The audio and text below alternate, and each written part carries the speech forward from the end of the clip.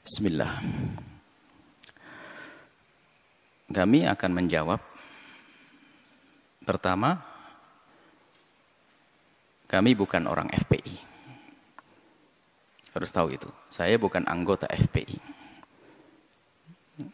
Kemudian setelah itu, yuk kita pandang segala permasalahan dengan akal yang jernih dan hati yang tenang. Pertama adalah kedatangan Habib Rizik disambut oleh orang sebanyak itu kemauan umat, bukan rekayasa, bukan dibayar mereka.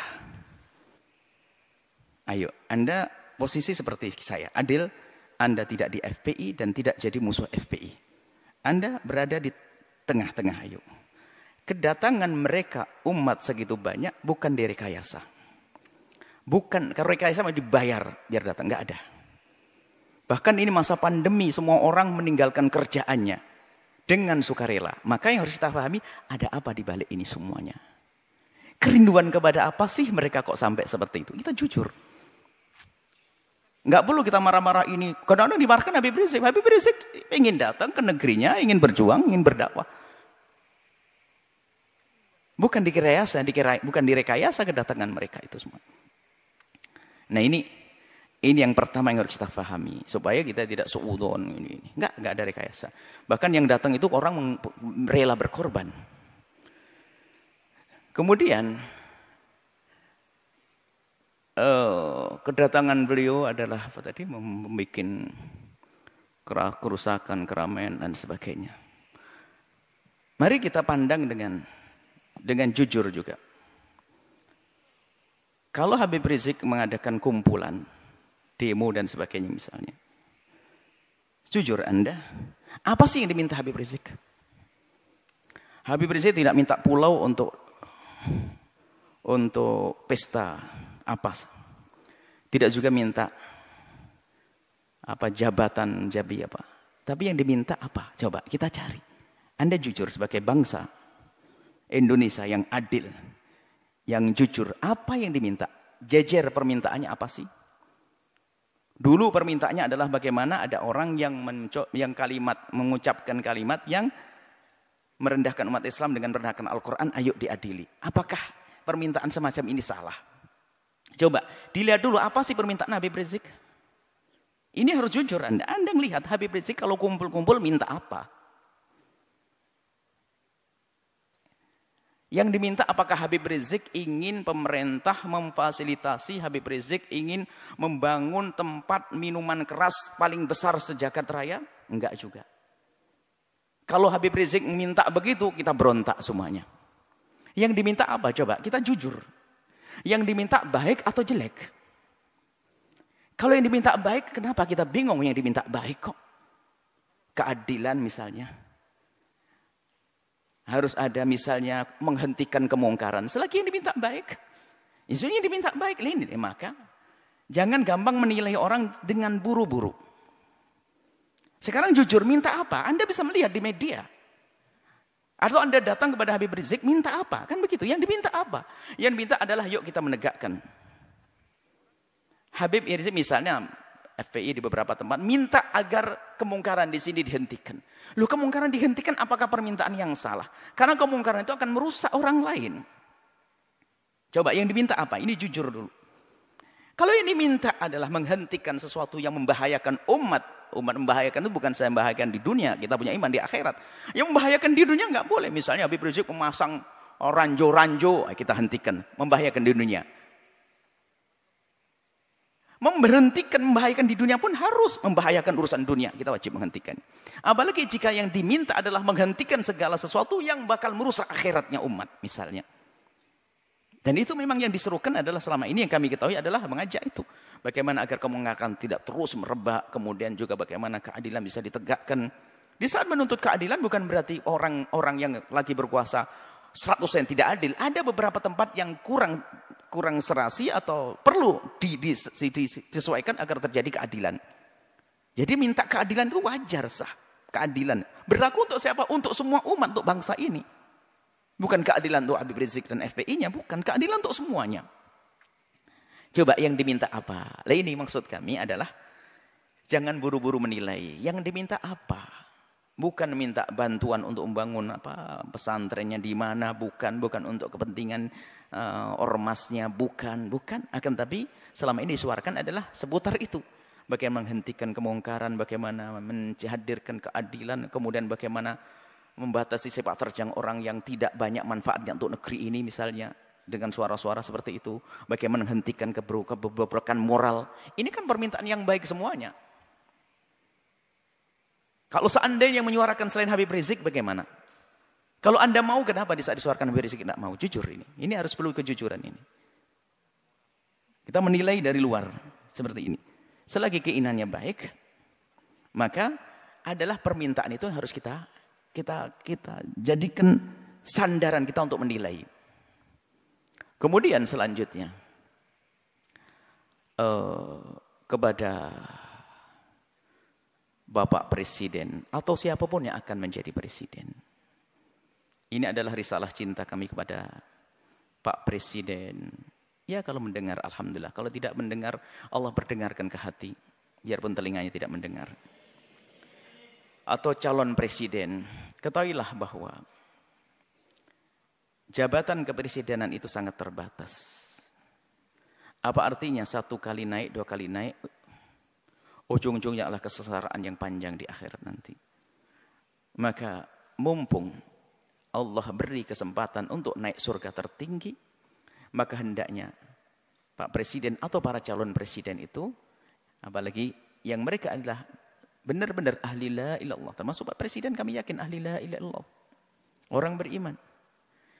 Perhatikan keimanan tersebut. Jadikan jabatan presiden ini adalah untuk selamat di akhirat.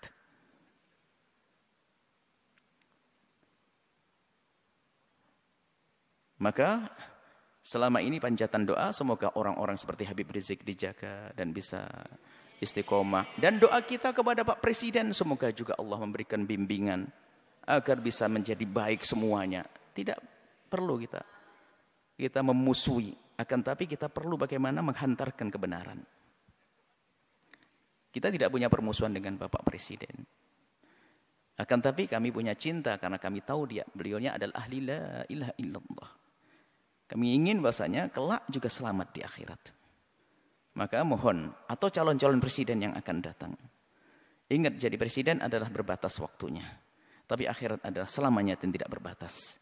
Maka jangan sampai di saat menjabat kepresidenan ini adalah ditipu oleh orang-orang yang ada di kiri kanan kita misalnya, yang punya kepentingan syahwatnya, urusan dunianya, tidak ada hubungannya dengan imam, sehingga kita akan kebawa ke sana. Maka pandanglah dengan adil. Orang yang bakal mengganggu akhirat Anda pinggirkan. Anda bisa melihat pasti. Di kalangan menteri, di kalangan pokoknya harus dibersihkan dari orang-orang yang bakal mengganggu keselamatan kita di akhirat. Kami yakin Anda ahli iman. Kami mendengar Anda jadi imam sholat. Anda juga umroh. Subhanallah. Tinggal perlu Anda mengikuti hati kecil Anda bahwasanya Anda ahli iman. Maka segala sesuatu yang bertentangan dengan keimanan Anda ini ayo diberesi, diselesaikan. Karena itu akan ada tuntutan dan tanggung jawab di hadapan Allah Subhanahu wa taala. Kemudian berlapanglah dengan masukan atau kritik dari siapapun. Maka di saat ada misalnya selama ini rame seperti tadi hubungan dengan Habib Rizik dan sebagainya.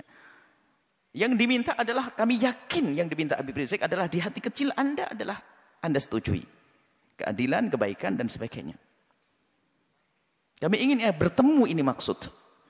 Kami yakin insya Allah. Kami yakin husnudzon bahasanya Anda orang beriman dan presiden setelahnya. Kami tidak mengarah kepada presiden hari ini. Selagi itu keinginan yang baik, ayo kita sambut. Dan nanti secara umum kritik itu justru mengangkat kita. Bagaimana kita menjadi waspada. Kritik itu kadang kita tidak bisa sadar, tidak bisa mengoreksi diri kita sendiri. Akan tapi dengan kritik itu kita bisa berbenah. Kalau tidak ada kritik kita nggak akan waspada.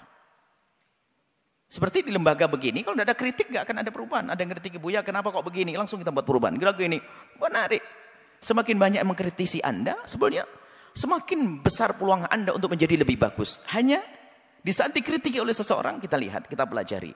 Lalu bagaimana? Yang mengkritik itu sendiri diajak untuk menyelesaikan bersama. Karena yang mengkritisi biasanya punya bahan, punya modal untuk menyelesaikan masalah. Seperti ini. Ini adalah kepada pemerintah. Jangan menuruti orang-orang yang hanya menuruti hawa nafsunya. Anda akan rugi. Hidup Anda berbatas. Hidup Anda berbatas. Kita tidak rela la ilaha illallah di alam barzah mendapatkan seksa dan di padang mahsyar tersiksa, di akhirat tersiksa. Tapi surga kah untuk semuanya? Surga untuk ulama, surga juga untuk presiden kalau mau.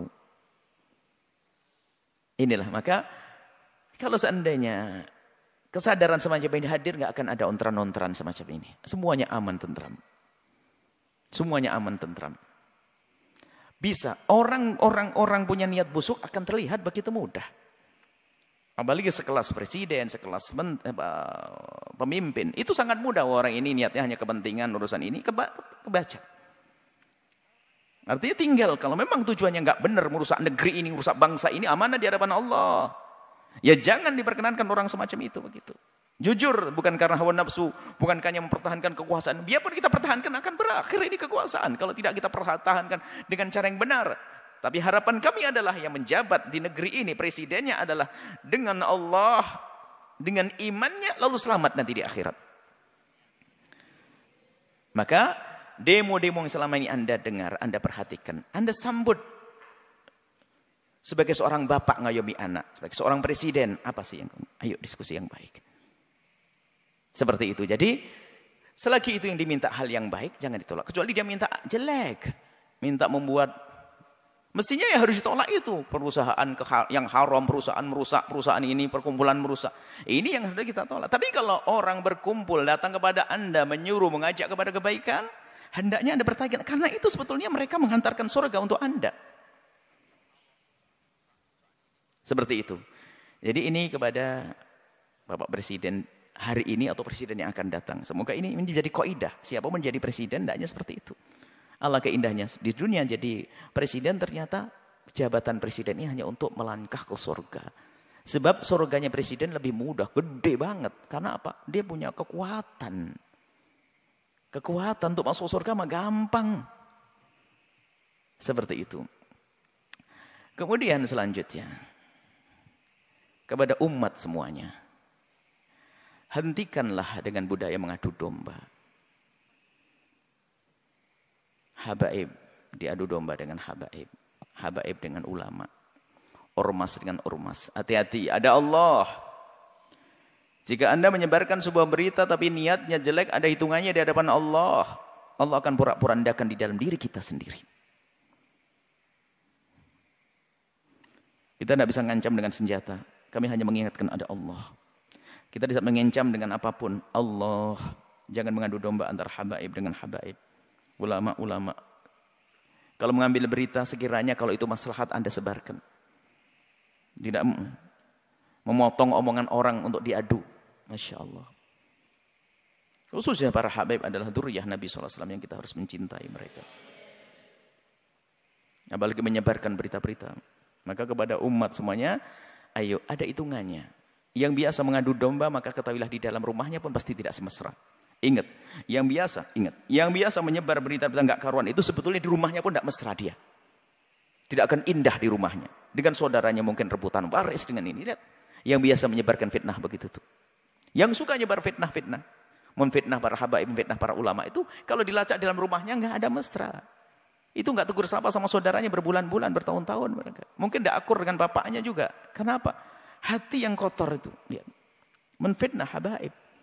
Menfitnah umat Nabi Muhammad, ngadu domba umat Nabi Muhammad saja enggak boleh, apalagi ini dzurriyyahnya Nabi Muhammad sallallahu alaihi wasallam. Kemudian ada karena marah dengan seperti Habib Rizik, marah dengan seperti ini, lalu sampai mengarah kepada perendahan kepada nasab, innalillah. Sampai ada yang mengatakan katanya, apa betul itu turun Nabi, ayo dites DNA, astagfirullah, innalillah. Menafikan, menolak nasab yang sudah jelas semacam itu, maka itu seperti mengqadzaf, menuduh orang melakukan zina, dosa besar. Kalau sudah jelas itu nasab, sudah kita akui. Jangan mengatakan DNA-nya ini. Ada apa? Kalau kita bukan habaib, mestinya kita mencintai bukan mengendengki dan ngiri. Enggak ada artinya. Ngiri tambah jauh. Kalau kita mencintai, kita bersambung. Beliau menjadi habaib juga dipilih oleh Allah. Bukan permintaannya. Maka kita yang mandang harus mandang dengan hormat. Adapun masalah jika ada yang kurang tepat di antara habaib salah, ya kita kewajiban menegur. Seperti kita menegur anak kita. Seperti di pondok kita ini banyak habaib, anak-anak habaib. Yang salah ya kita tegur. Tentunya dengan kasih dan cinta. Tapi kalau sudah mengarah kepada penolakan nasab, ini sudah ada kebenci dan ngiri. Ini adalah bahaya sekali. Hati-hati ini. Kemudian juga kepada pengikut-pengikut FPI. Jangan sampai Anda menodai Habib Rizik. Sepak terjang Anda harus benar-benar direstui Habib Rizik dan diketahui dan sesuai dengan apa yang ada di pikiran dan hati Habib Rizik. Kita tidak ingin ada sebagian orang melakukan satu tindakan ternyata mencoreng Habib Rizik. Ini menjadi masalah. Jangan sampai tujuan Habib Rizik yang mulia, yang istimewa ini ternodai oleh kita-kita apa orang-orang yang dengan perilaku yang terburu-buru hanya mendahulukan hawa nafsu dan sebagainya. Nah ini maka di sini kita ingin bahwasanya perjuangan orang-orang seperti beliau ini, Habib Rizik ini bisa mulus, sukses. Kemudian nanti juga presidennya juga akhirnya juga sukses. Bangsa ini sukses, surga lah semuanya. Anda bercekcokan.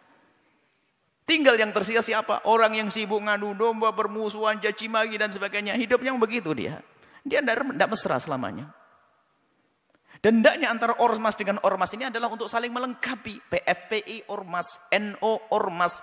Nanti ada lagi ormas besar seperti Nahdlatul Wathon ormas, Wasliyah ormas. Tidak boleh jadi saling bermusuhan. Akan tapi ini adalah potensi umat Islam. Ingat, Anda punya Allah. Itu kekuatan.